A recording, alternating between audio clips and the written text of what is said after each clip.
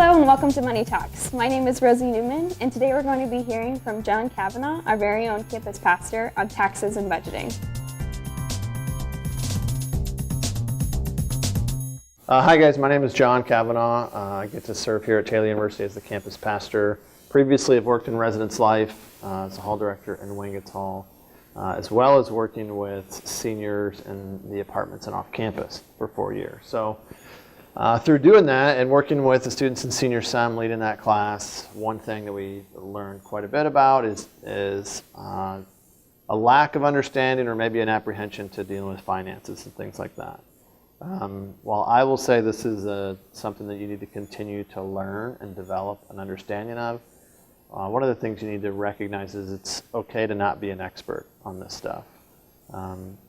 As you approach it, Josh Corwin was a Taylor grad that came in and spoke to senior sem for us, and his advice was really practical and straightforward. So kind of in approaching it, it's okay to not know everything. As a matter of fact, that's probably best. As soon as you know that you need to be educated on these things, that's kind of the great place to start. So it can be really difficult when you feel like you should know a lot of these things about finances, about being straightforward and being honest. So I've been asked to give a few tips, some things that I've maybe experienced in my own life or heard from recent grads that would be helpful in doing this. So I'm going to try to develop 3 points. Try to be as pastoral as I can here. 3 points here in approaching some of these things that you're going to be dealing with. The first point is to develop a plan. For some of you, that looks like a budget. So you can do that in a variety of different ways. You can develop a budget on your own. Keep track of your costs throughout a month. If you're not a very organized person, recognize that, own it, and find a way to get organized and track that stuff down. There's books and resources out there. Dave Ramsey has resources out there. If you go to Crown Financial is another trusted resource. And just figuring out what your costs are. At this stage of life, whether you're right out of college, your costs will be inconsistent dependent on your lifestyle. If you're between jobs, if you haven't found a job yet, if you're in the process of moving, that makes this really difficult. But it's worthwhile to figure out a conservative budget. What do you spend your money on? What's the actual amount of money that you make? What are you spending money on a regular basis? One of the things that has been used by students is an app called Mint. You can download it onto your phone, mobile device, whatever you want to do. You can connect it to your bank accounts, and then it will actually organize the spending that you do on there. If you trust, most of banking is done through computers. So if you're a conspiracy theorist and people are going to steal your money, first, you probably don't make that much money, so it's not that big of a deal at this point. Second, they have security stuff in place, much like your bank does, where so you can link that to your account. So when you're spending, using your debit card, using a credit card, keeping track of that, it will actually keep track of how you spend it and categorize it from food to leisure to school to paying off, student loans and things like that. It doesn't just do it itself. Like, you have to kind of put everything in and update it and keep track of it, but it makes it organized, helps you to get some understanding of how you spend your money, and that can be really helpful in developing a plan. Some of you may be getting married or starting your first job or some of those things. Those will oftentimes offer some level of structure or inspiration to, hey, my life seems normal or regular, or this kind of routine that I'm developing into. That makes it easier to keep track of your spending, but it also can make it more challenging if you're encountering costs that you don't anticipate doing typically. But in developing a plan, it's really important to assess what you spend your money on and how much money you're bringing in, and making sure that, as Josh Corwin, this is his formula for senior sem, and it really seems simple, but it works well. Spend less money than you make. You can't do that if you don't know how much money you're making and how much money you're spending. So it's a really simple place to start. The difference between what you may sign as a contract, what you may agree to be paid, your compensation for a job, and what you bring home, the difference between your gross income, if you make $40,000 a year, that's what you're signing. After taxes, you're not bringing home $40,000. So your net will be different. So what you can spend will be different. If you're working through an employer, I would say to talk with that employer about some of the benefits of even paying attention with the HR office and finding out what benefits they offer kind of pre-tax. So you can take a certain number of dollars out of before it's taxed that you can use towards health benefits. A flex plan is what it's typically called, and that's a really easy way to save a few bucks for something you're going to spend money on, whether it be going to the dentist or whether it be co-pays at the doctor, or whether it be purchasing new contacts. Like those dollars can be spent for that. It's a real practical way, easy way to save some money. But depending on your employer and what they may offer, you're young, you're new. A lot of times if you're changing jobs, set up a meeting with HR and ask some of those questions. How do I make the most value of my paycheck? What are programs you offer that will help me kind of manage some of the costs of life? They'll know that. Be willing to learn, okay? So that's all part of a plan. So develop a plan is the first one. And the second one, as I mentioned with HR, kind of fits in with this, but find some experts. If you know money, if you're familiar with money, that's great, but don't be afraid to go to an investment person or a financial planner. Sometimes your experts are through connections you already have. It's really important for you to trust the people that you're talking to about your money. So start with your family or friends, people that you know. Talk to your parents. Hey, mom, dad, how do you do taxes? Who do you trust to do that?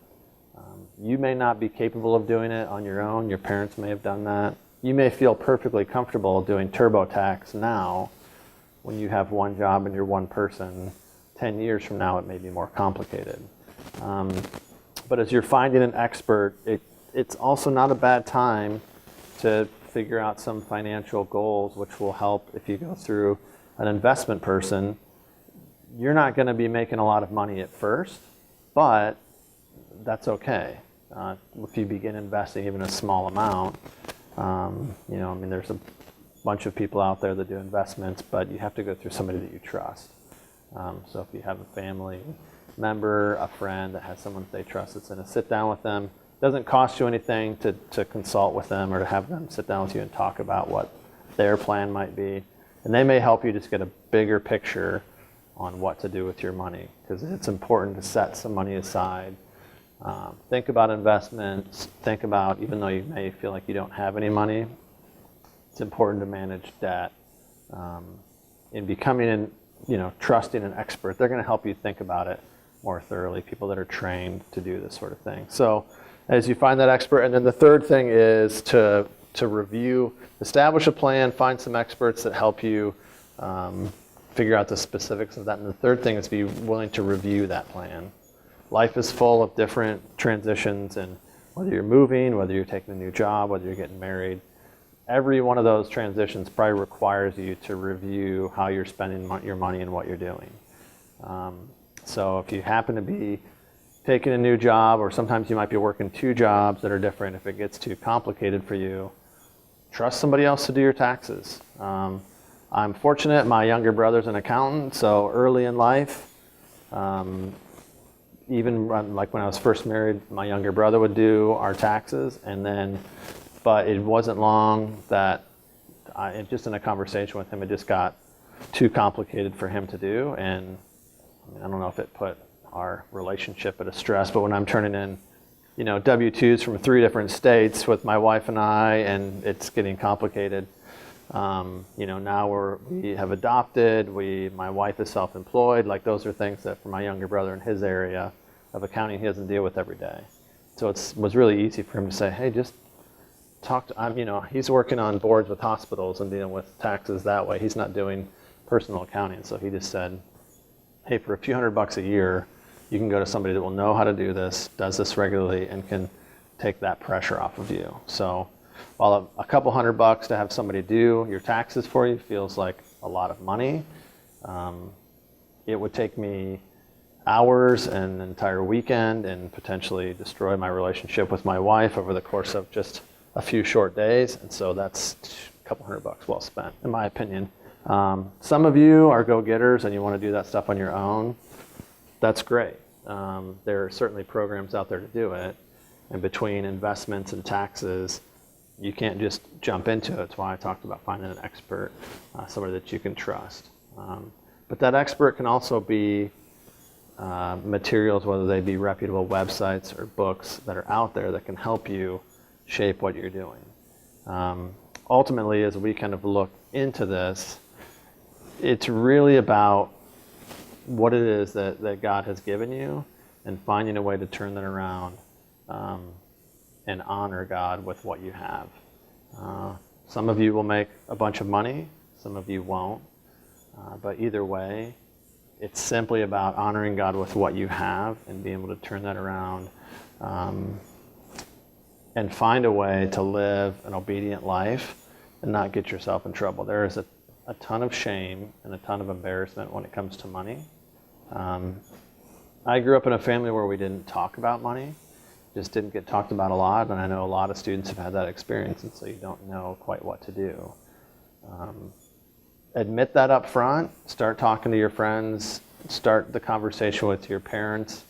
That's a difficult thing to do, but start the conversation with some people that you trust, and then go from there, because it's not going to go away. It's something everybody has to deal with, and there are really some pretty simple principles that are connected to your lifestyle that make it valuable.